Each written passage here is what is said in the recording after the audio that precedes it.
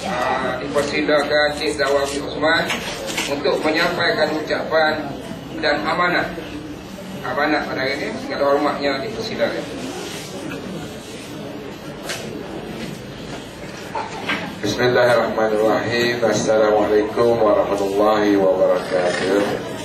Terima kasih Cik Awal selaku pengerusi majlis. Tadi apa kenal tadi Cik Al-Hafiz, pegawai bayang jajahan Pasir Putih, Cik Zulkifli Ali,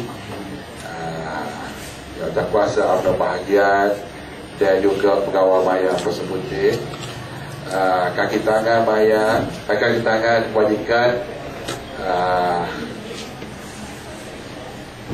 tuan-tuan, puan-puan, ibu-ibu, bapa-bapa yang bertua pada hari ini. Syukur alhamdulillah kepada Allah Subhanahu Wa Taala kerana dengan izinnya hari ini kita dapat bantuan dia ada 2, 3, 4 bantuan. Tapi hari ini setahu saya bantuan untuk orang tua, BOT, dan bantuan kanak-kanak yang mana ibu tunggal terpaksa menyara hidup anak-anak, dan juga bukan ibu tunggal pun ada suami tapi anak ramai, kehidupan terdesak. Jadi kerajaan kita, kerajaan Barisan Nasional, kita rakyat daerah Nalirada, kalau kita boleh ni di bawah kerajaan pusat, kerajaan persekutuan, dia bagi peruntukan untuk orang-orang yang memerlukan. Jadi apabila kita bersyukur kepada Allah Subhanahu Wa Taala, kita kena cari siapa yang patut kita berterima kasih. Jangan syukur saja. Apa yang ceritanya macam pokoknya tepi rumah. Ada satu cerita. Pokoknya ni ada tepi rumah. Dia nak kena kereta, dia sumpah sama ke pokoknya. Nanti pokoknya ni kena apa ya? Dia sumpah sama. Tapi lu buat, dia buat nyanyi.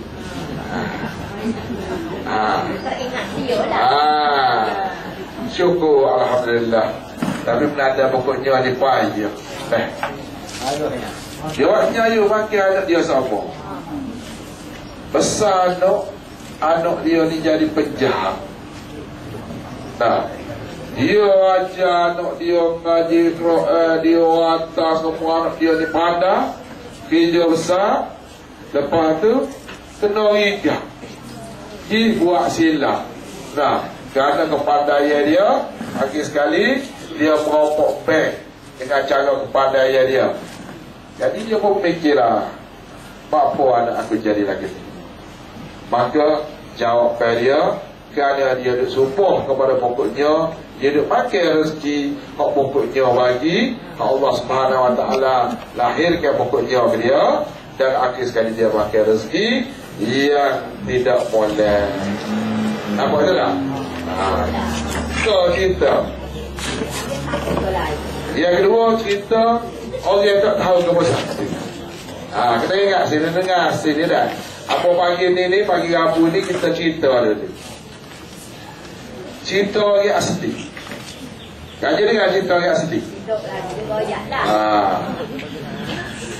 Dia nombor satu sekali hak baca telkih. Nombor dua ni abang ayat. Dua cerita. Apa tak aja cerita sekarang abang kecek kamu kecek strik siapa. Tapi pagi ni abang tengok ibu-ibu, bapa-bapa, tuan-tuan yang dapat duit hari ni, boleh duit hari ni, pencet jari kan habis duit. Dan ke depan dia pencet jari sebab hak dia bagi tu kan habis duit. Tok kerja tok gapo ni. Anak kita tak bui kita, kajian bui kita lah. Dia ayat ni 3 ayat lah. Dia kata pergi 3 ayat belakang. Tapi kalau tak pandai guna, piti rakyat tak tahu siapa. Dah, tak boleh rakyat pun ada. Jadi kerana pentadbiran di pandai guna, dia boleh salur kepada rakyat. Lepas ni pula boleh pula 500 pula. 500 ni kan, 15/1 ni dia akan start bagi 500. Apa cerita lagi?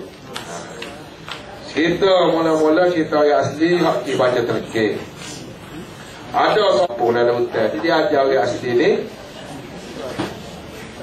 masuk Islam. Masuk Islam. Ajar mari. Nah, dia duduk lama dalam tu. Pada satu hari, bini pembalik ni, bini hak terimeh ni, terimeh hak masuk Islam asli ni, sakit perut nak beranak. Maka terimeh ni pun klik selalu di rumah. Balik di rumah. Tinggalnya pok-pok orang asli. Kebetulan pula masa peninggalan terimeh ni, mati orang asli seorang. Jadi dia buru. Tak apa, tak ada terimeh dia buru. Dia pandai belakang buru. Tak. Dia mandi, dia kapal, dia sembahyang, dia simpan tanda. Ngelah sekali hak baca terkik. Dia kata, sudah dah. Baca terkik ni terimeh tak ada ajar dia. Dia ajar dengar. Tapi tak ingat kalau tak ajar orang asli ni, kalau tak ajar dia tak dengar. Jadi dia pun siapa kena baca terkik. Ki jabu undi, ki undi mari, kena ke tuk batin dia. Dia pada sudah nak baca terkik lah ke mana, dia tak biasa baca terkik, tak reti, tak email, tak ajar lagi. Tak apalah, dia kata bersama tak tahu belakang. Dah. Jadi dia pun adalah baca terkik. Tak dengar terkik dia? Dia kata, dengar, bedalah. Sekarang kamu tahu kamu sudah mati. Tak lama lagi nukai laki akan mati. Dia kata sebelah kanan mengelak sebelah kiri. Kata sebelah kiri mengelak sebelah kanan. Kata di tengah-tengah, merasalah kamu, dia ada. Kata sebelah kanan mengelak sebelah kiri. Kata sebelah kiri mengelak sebelah kanan. Kata di tengah-tengah, merasalah kamu. Faham ke tak apa ayat? Kadang-kadang yang mengelak, orang yang kini ni. Tapi dah hak mari hari tiga dia boleh tengok belakang dah. Tak kena buat perasa lah kita.